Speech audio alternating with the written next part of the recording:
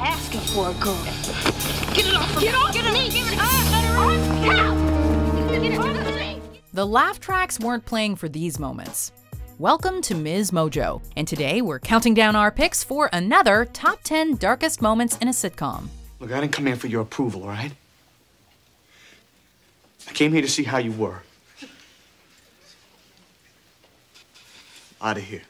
Before we begin, we publish new content every day, so be sure to subscribe to our channel and ring the bell to get notified about our latest videos. For this list, we're looking at some of the surprisingly serious and dark moments in television comedy series. If you think we're missing a moment, be sure to check out our previous list or leave a comment. A spoiler alert is now in effect. I guess I came over here to tell you how proud of you I am. Not because you did the best you could for those patients. Number 10.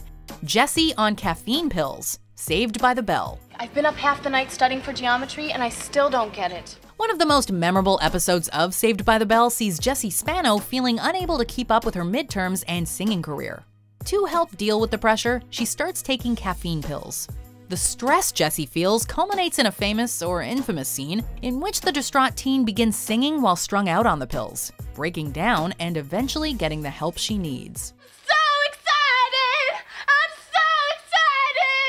Although caffeine pills are no more addictive or dangerous than coffee, which has led many to ridicule the scene, it takes on more of an edge if you know that the pills were originally supposed to be speed instead, and that the change was demanded by the network. I need them. Jesse, give me those. I need them, Zach. I have to sing. Jesse, you can't sing tonight. Number 9.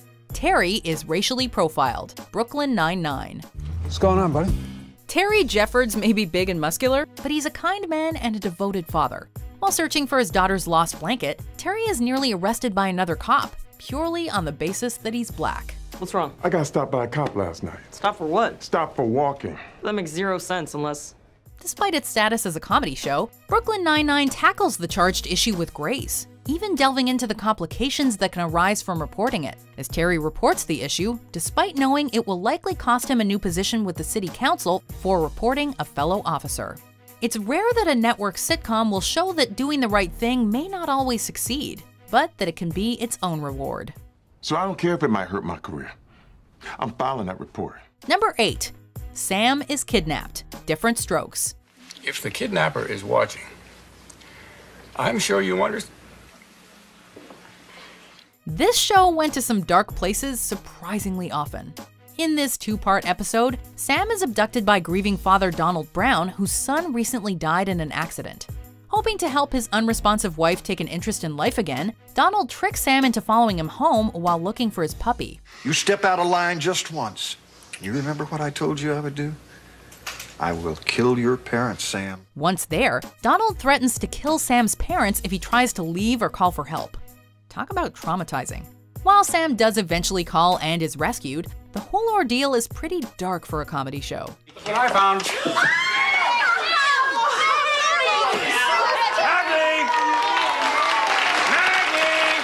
Number 7. Dr. Cox's Breakdown. Scrubs.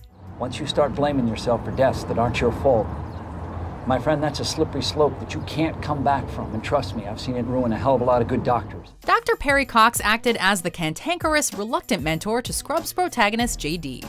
After a former patient of JD's apparently overdoses in one episode, Cox tells him that he can't blame himself for patients dying if he wasn't responsible, as it's a slippery slope. However, Cox falls victim to a similar depression.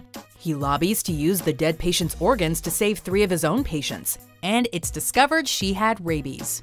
This ultimately leads to all 3 of them dying, which hits Cox especially hard as he'd bonded with one of them. Cox's ensuing drunken depression is hard for viewers and the characters to watch. Number 6. Rose is tested for HIV. The Golden Girls. What is it, Rose? Is something wrong? Considering she was the show's kind-hearted ditz, Rose Nyland was involved in some pretty dark storylines. While it was tempting to talk about her addiction to painkillers, we had to go with the episode where Rose is tested for HIV. This episode aired during the period of hysteria and misinformation about the disease, and drew commentary on the fear by showing Sophia overreacting to the possibility of Rose having AIDS with increased anxiety. I'm usually not like this. I've been using your toothbrush for months. It's a timely snapshot of America at the time that had more courage than even the US government did by addressing the disease and people's reaction to it head-on. It's been a bad week. It'll get better. Number 5. Racial discrimination. That's so Raven. I'm black, and I'm history. Here we have another sitcom to tackle racism, this time in an episode that aired during the US's Black History Month. That's So Raven follows the title character, Raven Baxter, a teenage psychic who has visions of the future. When Raven doesn't make the cut for a job interview, she's puzzled as to why, until her vision shows her that the store manager who interviewed her refuses to hire black people. I don't believe this. Determined to expose her bias, Raven hatches one of her usual elaborate costume schemes along with a TV reporter to help reveal the woman as a racist on video. You do hire people of color, don't you? Number 4. Carlton Buys a Gun. The Fresh Prince of Bel-Air. What is that? It's a gun. In this very special episode, Will and Carlton are robbed at gunpoint while at an ATM, and Will is shot, taking a bullet for Carlton. With Will hospitalized, Carlton is distraught with guilt and fear over the incident, which prompts him to buy a gun of his own. But the world can be a scary place. You just gotta learn how to deal with it, all right? Yeah, well, I found my way. The scene in which Carlton reveals this to Will in the hospital is a powerful one, and is brilliantly acted. And Will talking Carlton into giving up the gun is sure to affect anyone who sees it. It's not often that sitcoms deal with gun violence, but it's a heavy topic whenever they do. Speaking of which... Now give me the gun, Carlton. Number 3. Laura's friend is shot. Family Matters. You better not testify against me or you'll be seeing us again. Despite being the show that brought the world Steve Urkel, Family Matters could be dead serious when it wanted to be. Although the moment where Laura has a racial slur written on her locker was also on our shortlist, we had to give the spot to the occasion when Laura's friend Josie is shot in the arm by gang leader Tony, who harasses and robs Laura during the episode, threatening Laura not to testify against her. The moment and the episode are an all-too-realistic look at the gun and gang violence that plagues Chicago, where the show is set. She's been shot. They wanted her shoes. Number 2. James Evans Sr. dies. Good times. We regret to inform you that your husband, James Evans, was... The patriarch of the Evans family, James was a caring and hardworking man, and the rock that held his family together.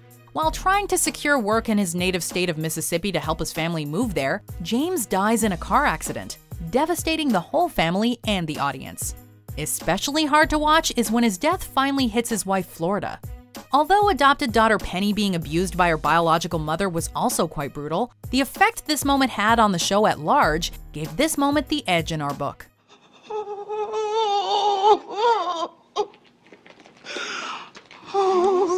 Before we unveil our number 1 pick, here are some honorable mentions. I was almost home. Hey, little girl, what will you like for Christmas? I want Beverly to be alive. Oh, Rita. I can't understand it. I felt weird, so I went back to the doctor. I lost it. You mean when you came to school with that black eye and you said you walked into a door? Yeah, a door named Dad. Number 1. Shawn's dad dies. Boy Meets World. How's your dad? Well, the doctor says he might need bypass surgery. Shawn Hunter had a rough childhood, in no small part due to his drunken absentee father, Chet. When Chet returns, Shawn is resentful due to how much he feels like his dad has made his life worse, both through action and absence. After a heart attack hospitalizes Chet, he and Shawn get a chance to work out their differences, and his father indicates he intends to stick around. Wasn't I good enough for you? No, Shawn. Wasn't good enough for you. However, heartbreakingly, just as they reconcile, Chet suffers a second heart attack and dies. While there have been quite a few parental deaths in sitcoms, this is one of the more tragic ones. Dad? Dad! Do you agree with our picks? Check out these other great clips from MsMojo, and be sure to subscribe and ring the bell to be notified about our latest videos.